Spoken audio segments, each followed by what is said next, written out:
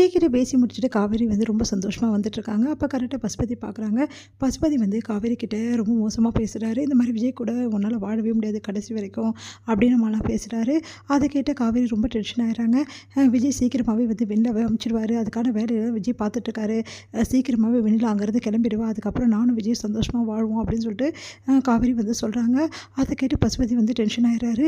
இதை விடக்கூடாது, இது நடக்கவே கூடாது அப்படின்னு சொல்லிட்டு பசுபதி யோசிக்கிறாரு. உடனே ராகினிக்கு கால் பண்ணி பசுபதி வந்து வர சொல்கிறாரு. அந்த பொண்ணை வந்து எப்படியாவது வீட்டுக்கு கூட்டின்னு வந்துரு அப்படி சொல்கிறாரு.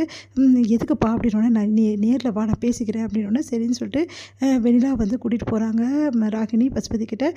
பசுபதிக்கு பார்த்துட்டு வெண்ணா ஒன்றும் குழம்புறாங்க. நீங்கள் யார் அப்படின்னோடனே என்னம்மா நீ என்ன ஞாபகம் இல்லையா உனக்கு, நான் உன்னை நிறைய வாட்டி வந்து பார்த்துருக்கம்மா அப்படின்னு சொல்லிட்டு சொல்கிறாரு. நீ என் பொண்ணு மாதாம்மா, உனக்கு நல்லதாம்மா நாங்கள் யோசிக்கிறோம்.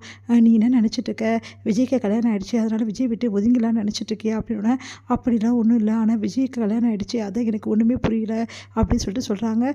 இங்கே பாருமா, நீ ஒதுங்கவே கூடாது. விஜய் வந்து உனக்காக பிறந்தவன், உனக்கு தான் சொந்தம் விஜய் அப்படின்னோடனே அதிர்ச்சியடைய நீங்கள் என்ன சொல்கிறீங்க அப்படின்னோடனே நடந்த விஷயத்தை எல்லாத்தையுமே வந்து பசுபதி வந்து சொல்கிறாரு.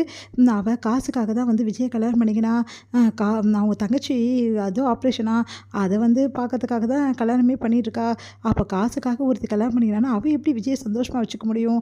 அதனால் அவள் வேணும்னு தான் இப்படி பண்ணிகிட்ருக்கா. இப்போது விஜய் வந்து அவள் தான் என் மனசில் இருக்கான்னு சொல்கிறாரு.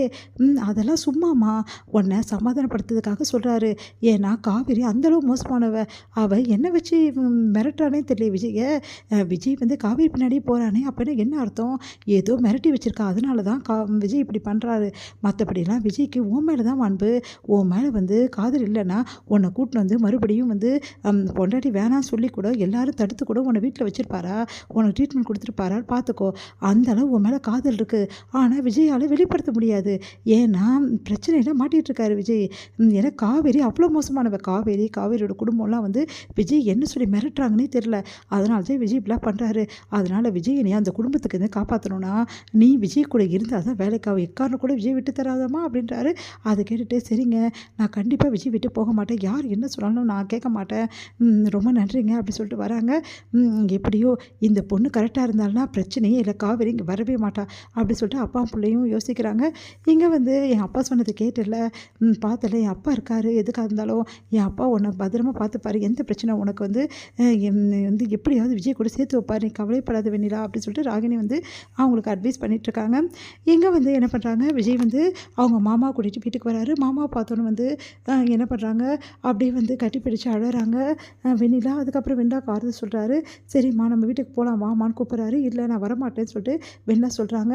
இந்த மாதிரி மற்றவங்க வீட்டில் இருக்க தப்புமா, அவருக்கு ஆல்ரெடி கல்யாணம் ஆகிடுச்சுமா, அவர் பாவம் இவ்வளோ தூரம் உனக்கு பண்ணதே பெரிய விஷயம் அப்படின்னு நான் விஜய் விட்டு வரவே மாட்டேன், அதெல்லாம் ஒரு கல்யாணமா அப்படின்றாங்க. அது கேட்டு எல்லாம் அதிர்ச்சி அடைகிறாங்க. நீ என்ன சொல்கிற வெண்ணிலா அப்படின்னு சொல்லிட்டு தாத்தா பாட்டியெல்லாம் கேட்குறாங்க. பின்ன என்ன காசுக்காக தானே அவள் கல்யாணம் பண்ணிக்கினா, அவள் காசுக்காக என்னெல்லாம் பண்ணுவாளோ அப்படின்ற மாதிரிலாம் ரொம்ப கேவலமாக பேசுகிறாங்க காவேரியை. அவ்வளோதான் உனக்கு மரியாதை, என் பொண்டாட்டியை பற்றி ஒரு வார்த்தை பேசினேன் நான் மனுஷனாகவே இருக்க மாட்டேன் அப்படின்றார் விஜய். அதை கேட்டு வெண்ணிலா அதிர்ச்சி அடைகிறாங்க. என்ன நினச்சிட்டு இருக்க, காவேரி பற்றி உனக்கு என்ன தெரியும்? காசுக்காக கல்யாணம் பண்ணால் அவள் தங்கச்சி உயிரை காப்பாற்றுறதுக்காக கல்யாணம் பண்ணா. அதுவும் நான் தான் அவளை வற்புறுத்தி கல்யாணம் பண்ணேன்.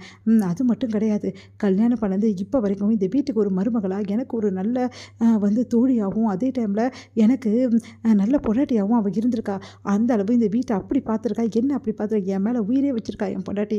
நானும் என் பொண்டாட்டியும் அந்யுன்யமாக வாழ்ந்துட்டுருக்கோம், இப்போ எப்போவுமே வாழுவோம், எங்களுக்குள்ளே எல்லாம் வந்து உறவும் இருக்குது. அதனால் தேவையில்லாதெல்லாம் வந்து பேசிட்டு இருந்தேன். அப்புறம் அவ்வளோதான் சொல்லிட்டு, ஓ விஜய் உனக்கு அந்தளவு ஆயிடுச்சா, இந்த வெண்ணிலாவே தூக்கி போட்டல அவளுக்காக, ஆனால் அவள் உனக்காகலாம் வந்து உன் கூட வாழணும்னு நினைக்கல, இந்த சொத்துக்காகவும் இந்த பணத்துக்காக தான் வாழணும்னு நினைக்கிறா. ஆனால் அந்த விஷயம் உனக்கு தெரியலையே விஜய் அப்படின்னோடனே, வாயை மூடுறியா, காவேரி பற்றி உனக்கு என்ன தெரியும், இந்த சொத்துக்காக பணத்துக்காக தான் இருக்கணும்னு நினச்சிருந்தா அவள் என்றைக்கோ உன்னை துரத்தி விட்டுட்டு இங்கே இருந்திருப்பா. பாவமாச்சுன்னு சொல்லிட்டு உனக்கு பாவம் பார்த்தா அவளே நீ சொல்கிறியா, இந்த வீட்டுக்கு உன்னை கூட்டு வந்தது அவள் தான். ஒரு நாளும் உன்னை கூட்டு வந்து வச்சுக்கிட்டு அவள் மனசால் எவ்வளோ வேதனைப்பட்டான்னு எனக்கு நல்லாவே தெரியும். நீ எவ்வளோ கடுமையாக அவகிட்ட நடந்துக்கினே தெரியுமா, அப்போ கூட அவள் உன் மேலே பாசத்தை தான் காட்டினான். அந்த மாதிரி வந்து ஒரு பொண்ணை இவ்வளோ கேவலமாக பேசுறியா, இவ்வளோ மோசமாக இருப்பேன்னு நினச்சி கூட பார்க்கல வெண்ணிலா, உன்னை பற்றி நான் நினச்சது எவ்வளோ தப்புன்னு இப்போ தான் புரிஞ்சுது அப்படின்னு அதிர்ச்சி அடைகிறாங்க வெண்ணிலா.